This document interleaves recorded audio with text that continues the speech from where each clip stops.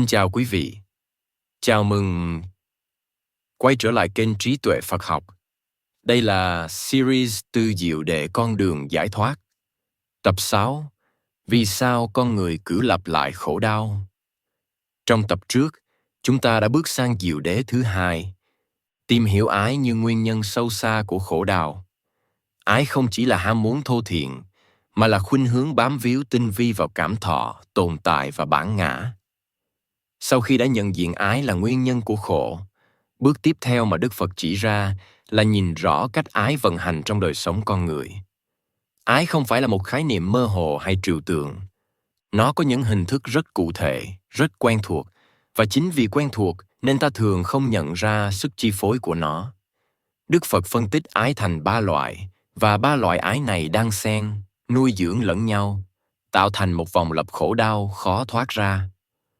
Loại ái thứ nhất là dục ái, sự khao khát các đối tượng của giác quan. Đó là mong muốn hình ảnh dễ chịu, âm thanh dễ chịu, mùi vị dễ chịu, cảm giác dễ chịu và cả những ý niệm mang lại khoái cảm tinh thần. Dục ái không chỉ biểu hiện trong những ham muốn thô như ăn uống hay hưởng thụ vật chất, mà còn hiện diện trong những mong cầu rất tinh tế. Muốn được khen ngợi, muốn được công nhận, muốn được yêu thương theo cách mình mong đợi. Khi một đối tượng mang lại cảm giác dễ chịu, tâm liền muốn giữ lấy. Nhưng chính mong muốn giữ lại ấy lại đi kèm với lo âu, sợ mặc và bất an. Và khi đối tượng không còn đáp ứng được mong đợi, khổ lập tức xuất hiện. Loại ái thứ hai là hữu ái, sự khao khát được tồn tại và trở thành. Đây là dạng ái tinh tế hơn, sâu hơn và khó nhận ra hơn dục ái. Con người không chỉ muốn hưởng thụ, mà còn muốn là ai đó. Muốn có một bản sắc, một vai trò, một vị trí trong thế giới. Ta muốn trở thành người thành công, người có giá trị, người đúng đắn, người được tôn trọng. Hữu ái khiến con người không ngừng xây dựng và bảo vệ cái tôi của mình. Nhưng vì mọi điều kiện đều vô thường, nên bất kỳ bản sắc nào ta bám vào cũng luôn đứng trước nguy cơ sụp đổ. Chính vì vậy, hữu ái tạo ra một nỗi bất an thường trực, dù bên ngoài có thể trông rất ổn định. Loại ái thứ ba là phi hữu ái, sự khao khát không tồn tại. Khi đối diện với đau đớn, thất vọng hay bế tắc, con người không chỉ muốn thay đổi hoàn cảnh, mà đôi khi còn muốn phủ nhận hoặc chấm dứt chính sự hiện hữu của mình. Phi hữu ái có thể biểu hiện dưới dạng mong muốn biến mất. Mong muốn không phải cảm nhận, không phải đối diện, hoặc cực đoan hơn là mong muốn hủy bỏ chính đời sống.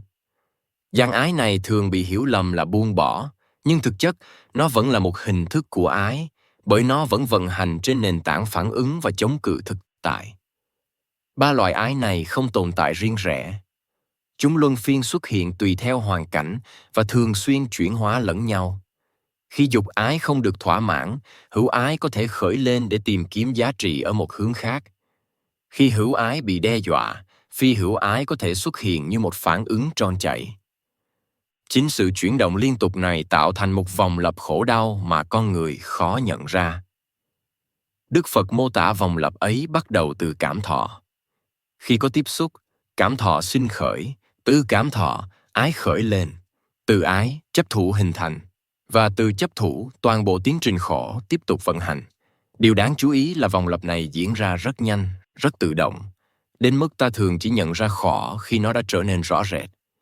Nhưng nếu quan sát kỹ, ta sẽ thấy rằng mọi mặt xích trong vòng lặp đều có điều kiện, và vì có điều kiện, nó có thể được hiểu và chuyển hóa. Điểm mấu chốt ở đây là khổ không phải do thế giới cố ý gây ra cho ta, mà do cách ta phản ứng với thế giới thông qua ái. Khi còn tìm kiếm sự an ổn trong những gì vô thường, khổ là điều không thể tránh khỏi. Và khi chưa thấy rõ cơ chế này, con người sẽ tiếp tục lặp lại cùng một vòng tròn, dù thay đổi hoàn cảnh, đối tượng hay mục tiêu bao nhiêu lần đi nữa. Thấy rõ 3 loại ái và vòng lặp khổ đau không phải để tự trách hay tuyệt vọng, mà để mở ra một khả năng khác. Nếu khổ được tạo ra bởi một tiến trình, thì khổ có thể chấm dứt khi tiến trình ấy dừng lại. Và điều này đưa ta đến diệu đề thứ 3, nơi Đức Phật khẳng định rằng sự chấm dứt khổ không chỉ là một lý tưởng xa vời, mà là một khả năng có thật. Trong tập tiếp theo, Chúng ta sẽ đi vào diệt sự chấm dứt của khổ để hiểu Niết Bàn mà Đức Phật nói đến không phải là một nơi chốn hay một trạng thái thần bí, mà là sự chấm dứt của ái và vòng lặp khổ đau ngay trong đời sống này. Xin cảm ơn quý vị đã đồng hành cùng kênh Trí Tuệ Phật Học. Xin chúc quý vị luôn mạnh khỏe, an nhiên giữa đời thường. Hãy nhấn like và subscribe kênh để không bỏ lỡ những nội dung hữu ích tiếp theo nhé.